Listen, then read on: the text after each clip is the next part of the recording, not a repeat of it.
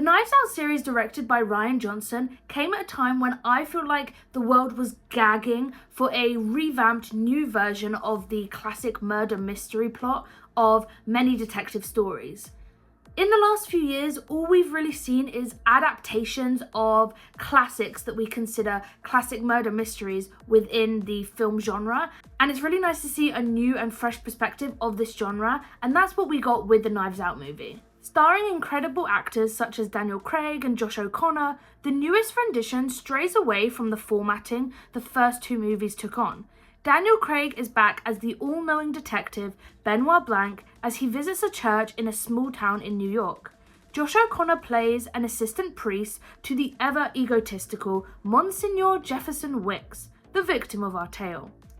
What sets the Knives Out series apart from the others in general is that it's been a very long time since we've been given a new and original murder mystery movie, as all we've seen in the past as, like I said, adaptations of classics such as Sherlock Holmes, the new adaptation of The Murder on the Orient Express, or it's adaptations of things that we have seen before. The movie itself is extremely well written and includes incredible acting from the entire cast, which makes a lot of sense as besides the actors I have previously mentioned, the likes of Andrew Scott, Glenn Close and Jeremy Renner have blessed us with their appearances.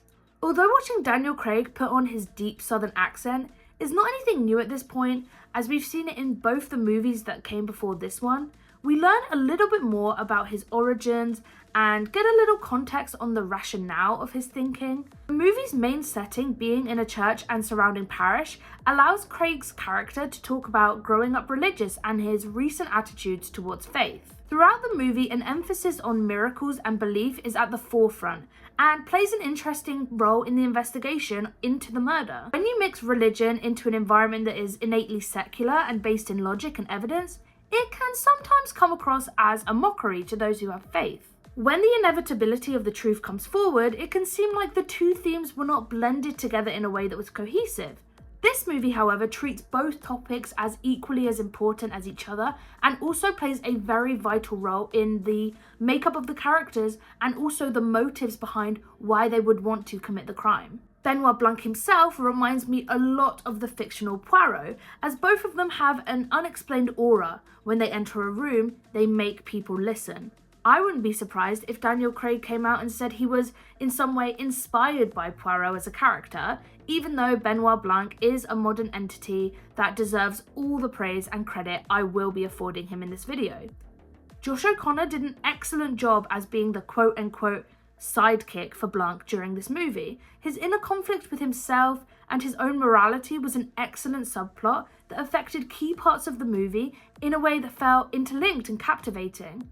We are used to seeing Daniel Craig coming forward as the speaker of truth in these movies, but he is also very good at sitting back and letting the protagonist, if I can refer to them as such, also get a chance to do some real critical thinking. I think it is more the case that these protagonists are used as a catalyst to think unlike he normally would, to break into parts of thought that he himself is normally incapable of. Although Craig's character is one of logic and truth-seeking, he also comes across internally caring and charismatic.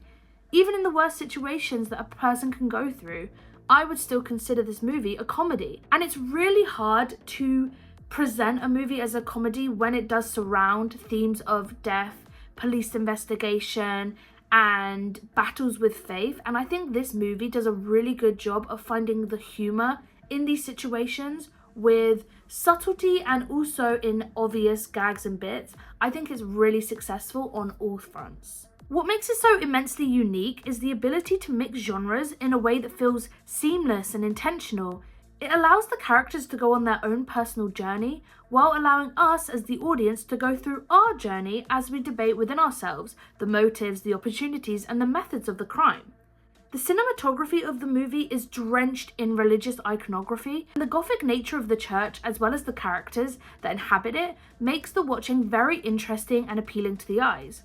This sort of dark academia aesthetic really reminds me of the detective shows from the 80s and 90s in England, where a lot of the emphasis was around the residents of the place where the crime took place, and what their relationship with each other could do to propel the story to its natural conclusion. I will say that out of all of the whodunits from the series, I would say the murderer was the most obvious in this one, and the twist was not as hard to comprehend as the other stories. The first movie changed the way we looked at whodunits, and the second movie stuck very closely to the murder mystery theme that we all know and love. I will say that I think the point of this movie was not the big twist at the end. It was more important to delve into the topics at play and explore how these changed the way people interact with each other. I will say that from that perspective, the movie did its job. Overall, I think it was a solid addition to the series, and although not my favourite, it did not fill me with any regret to watch it. The art style and dialogue made it an entertaining movie to watch, and I will be one of those people waiting 3 years for the next installment.